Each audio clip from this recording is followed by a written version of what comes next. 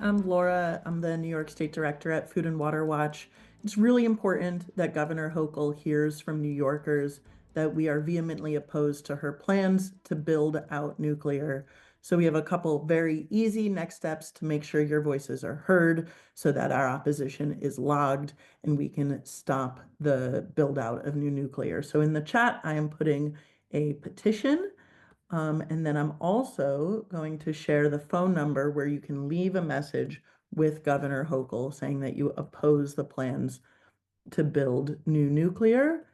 And then lastly, we have a email address that the folks who've organized this call have set up so that if you want to get involved or if you have questions about the efforts to oppose nuclear in New York, you can get in touch with us. So I'll put that Gmail address in the chat and really appreciate everyone being here. I know we're approaching 7 p.m. Some of our panelists unfortunately have to leave, but we might be able to still take a short version of Q&A.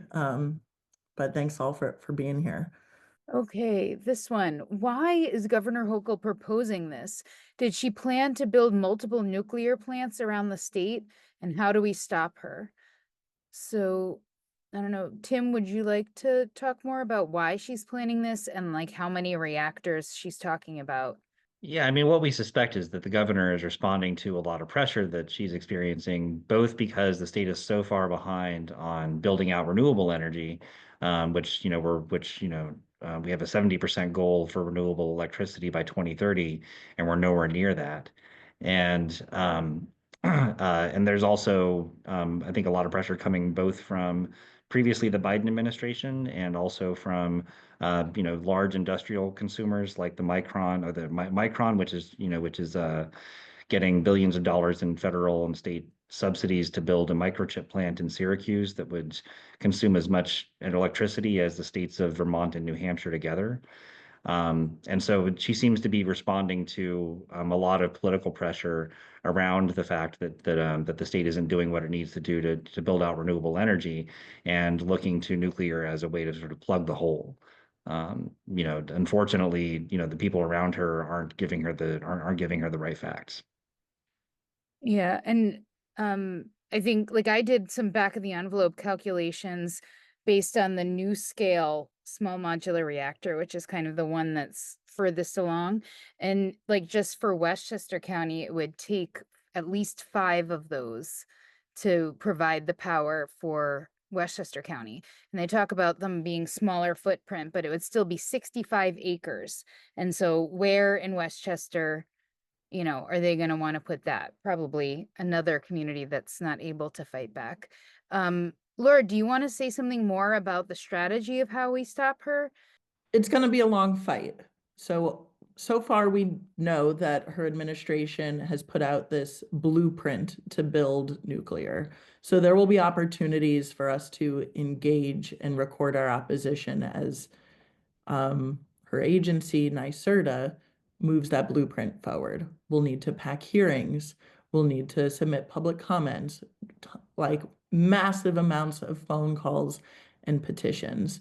So that's all like the bare minimum, but we also need to do a lot of public education to get the word out about why nuclear is a false solution, why it is not this, fairy tale energy that solves all our problems. And so folks can, talk to their communities. But we're gonna, need to be here for the long haul in, making doing that public education, doing that press education, and engaging in the public comment periods and opportunities to log our opposition more formally. Um, but it's going to be, and there will probably be more ways that we can engage as time goes on, but it's still new. And for now, I'd encourage everyone to reach out to us at that Gmail address so you can stay in the loop and call the governor and email the governor with the links we provided. Thanks, Laura. Another question, what is the connection between the military industrial complex, nuclear warfare, and the nuclear power industry? I'm not sure who wants to take this one. It's a good one because I think most people don't realize it was sort of a, if all you have is a hammer, everything's a nail. And they had this solution without a problem and they decided to make it power generation. Who would like to take this one of our panelists? Well, I think Leona and I can both kind of take different sides of this one, but nuclear power, the government, U.S. government started promoting nuclear power over 70 years ago or 60 years ago, 70 years ago, because the public was so concerned about the threat of nuclear weapons and nuclear war. And so they came up with a PR campaign called the Peaceful Atom, in which they were basically talking about taking the nuclear reactors they were using to make plutonium for nuclear bombs, and then that they were creating steam, and then run that steam through a turbine, and voila, make electricity. And they basically tried to sell the utility industry on this. The utility industry wasn't really interested because, what if there was a nuclear accident? Who would pay for that? That's too expensive. We can't get insurance. And so they started putting in, subsidy after subsidy after subsidy to make nuclear energy a viable option so that the public would think that the nuclear energy is a good thing, instead of worrying about nuclear weapons so much. But the connection goes deeper because, as I mentioned, all the things you need to make nuclear power, which is to mine and process and enrich uranium and make plutonium, are things that are exactly the things that, that are required to make nuclear weapons. But I think, in terms of, how it actually happened, Leona's people were on the front line of that. Leona, do you want to add to that? Sure. Yeah, I think the most important thing is for folks to understand when we're talking about uranium, there's really no separation between energy or weapons because the impacts are the same to us. So we're fighting both all the time. And really, the other thing is, you need a nuclear reactor to create plutonium. So you need nuclear energy. And I'm in a working group that's dealing with the Treaty on the Prohibition of Nuclear Weapons. So the third meeting of states parties is coming up in New York in March. And we're writing about how nuclear weapons is a byproduct of nuclear energy. So the two of them go hand in hand, and there's really no separating them. And so this is something that our people are talking about, that we don't want our resources being pulled from our Mother Earth within our four sacred mountains and then being used to bomb our relatives on the other side of the world. And so this is something that a lot of us, we make that direct connection to Palestine because, it is part of the the military industrial complex. And if I could share my screen really quick, I did have just another couple slides, but for folks that know anything, I'm sorry, it's not the right image, but this here is the state of New Mexico. And so this is just one state in the country, and we have two national labs that make weapons. We have over 2,000 weapons stored in the mountain in Albuquerque, near Albuquerque. We have the only enrichment facility in North America. And then, the proposal to bring CIS, we were concerned that all the concentration of high-level radioactive waste could result in a lot of terrorist activity. And so, yeah, whenever you have these sites and these materials, when we're talking about clean energy, I mean, it goes hand in hand with dirty bombs. And so this stuff is all over our state. And so whatever you all are doing in New York, I know I only spoke about my people. I'm Diné, so I can only speak for my people, but uranium mining impacts Indigenous peoples mostly, and people of color and EJ communities worldwide. So whatever folks are doing in the cities for clean power, it's not clean. It's very dirty. It's contaminating our water, and it's the same stuff they use for bombs. So this is where we're at, is we don't separate the two fights. And I'll just stop there. Thanks. Thanks, Leona. Yeah, and I mean, a lot of this is why those of us here in New York by Indian Point are advocating for on-site storage. We're pushing for hardened on-site storage. We do not want to take our nuclear waste and dump it on some other community and create more environmental justice communities. But really, we do not have a solution over the waste. And for Governor Hochul to now be investing a lot of our money into this, there's no small modular reactors in the United States. So this is like pipe dream technology that she's wanting to invest our hard-earned taxpayer dollars in, when we have already, I did the math, we've already spent, each resident of New York State is in the process of paying $382 to bail out the nuclear industry in New York, just with the bailout of the existing plants. And I think, we have multiple plants all over New York State. Indian Point is the first to be decommissioned, but the rest are going to be in the same boat of turning into a nuclear waste dump. And there is nowhere for the waste to be moved to, even if it was feasible, because there's interim storage, which is CIS that Leona referred to, is currently not legal. So there's literally nowhere for this waste to go. The federal government has not solved this problem, and small modular reactors would exacerbate this problem. So Governor Hochul is planning what? To turn many more communities into waste dumps to store that nuclear waste. We need to tell her this is not the solution to waste our money on unproven technology that's just going to be creating more environmental justice communities. And one last question from the audience. I heard there is a connection between the nuclear industry and the fossil fuel industry. Can you explain that connection? I can certainly speak to the connection here with Indian Point. So Indian Point used to be owned by Entergy, and they also run gas plants. And the moment that the gas was more profitable than the nuclear, they walked away from our community and left us holding the canisters of waste.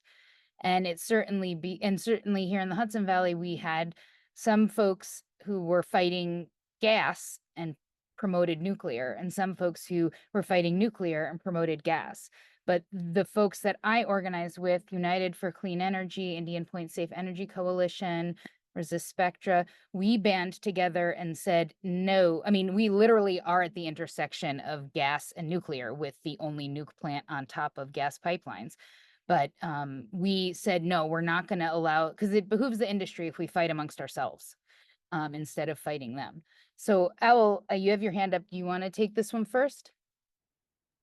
Yeah, I mean, just briefly, this DeepSeek Chinese AI initiative really shook up the entire industry. I mean, they had I think $600 billion drop in the NVIDIA stock, the AI stock.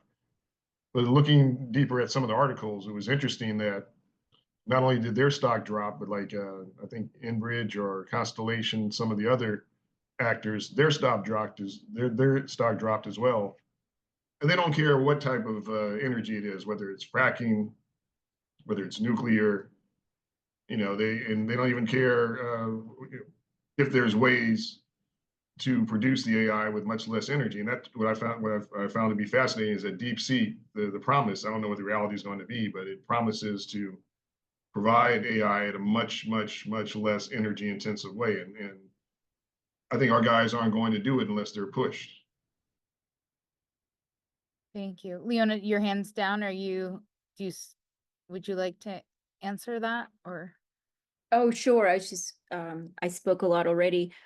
Well, the announcement from the Arizona Corporation Commission and some of the other news we're hearing in New Mexico and in the Southwest is that they want to try to retrofit or somehow renovate these old coal-fired power plants and then turn them into nuclear power plants, or to place SMRs in those locations. And so this is one direct connection that we're dealing with.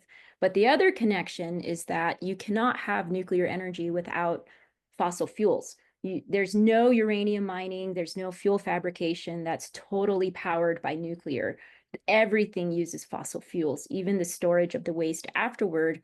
And also, I just want to highlight the use of all of the containers for high-level radioactive waste, the cement, the metal, and what is the carbon footprint of all of that. So yeah, thanks. Tim. Yeah, and I think it's also just important to know that, like, you know, the nuclear and fossil fuel industries have always been intertwined with each other. Every company that owns a nuclear power plant in the US also owns gas and coal power plants and diesel power plants. And in fact, you know, the largest nuclear power corporation in the country is Constellation, the one that owns and operates the four existing reactors in New York. They are now trying to buy one of the largest gas generation companies in the country called Calpine.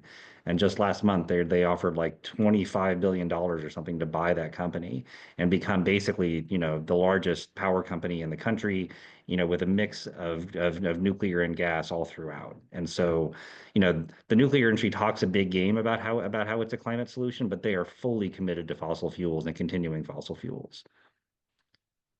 Yeah, a And friend of and mine, Jean. and the other thing I'd like to say too is that, you know, I mean, I've been working on nuclear issues for 27 years, and, you know, and came into this, you know, with from the perspective of communities that were being contaminated and polluted by nuclear power and the suffering that was going on there and throughout the nuclear fuel chain.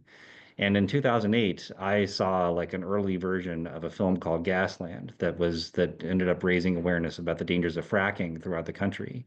And I was instantly anti-fracking because what I saw in that film was that the same things were happening to, you know, to communities where there was fracking going on as were happening to communities, you know, that were impacted by nuclear power and the nuclear fuel chain, from uranium mining through nuclear power plants. It's the same impacts, the same kinds of harm and suffering. Thanks, Tim. Yeah, for me, where I live, I literally am at the intersection of gas and nuclear. But I think one of the things that they most certainly have in common is they are a profit-driven industry. And what profit-driven industry does not play down the risks and do everything they can to pass the risks on to the public? And in this instance, Governor Hochul is effectively helping Constellation pass not only the financial risk of this untested technology, but the health and safety risks onto not only New Yorkers, but as we learned from Leona, everybody from the beginning to the end of this extraction process is going to be taking on the risks so that Constellation can try and make money.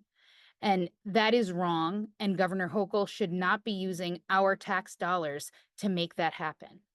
And keep in mind, folks, this is my drawing again from the foil. This is what that regulatory body, the Nuclear Regulatory Commission, literally got from a pipeline company trying to build from Entergy, the nuke plant owner, and felt was acceptable for determining the safety of siting a high pressure fracked gas pipeline underneath a nuclear power plant, 105 feet from critical safety infrastructure, namely the power supply for that nuclear plant, without which the plant would not have power. This is the level of oversight, and this was started under the Obama administration, folks. So you can imagine the situation now. So we will not allow the governor to let the people of New York and everyone along the path of extraction and waste for the nuclear industry to take on these risks. So you've got your action items. There's the petition. The link is in the chat. Sign it. There is the phone number. Call Governor Hochul. Tell her, do not use our money to fund speculative nuclear energy investments. We want actual renewable energy with our tax dollars, and only real renewable energy. And then the last was the email address to keep in touch and learn more about how to get engaged with this. And I think, just to close, a friend of mine, Jean Shaw, she says, we're fighting King Kong, but spelled CONG. coal, oil, nuclear, and gas. This is one extractive industry. It harms all of us, some of us more directly than others. But, I thank you all for coming out as a frontline community member and joining with us in raising your voice. No more environmental justice communities. That's what we expect from Governor Hochul. Thank you all for coming out tonight.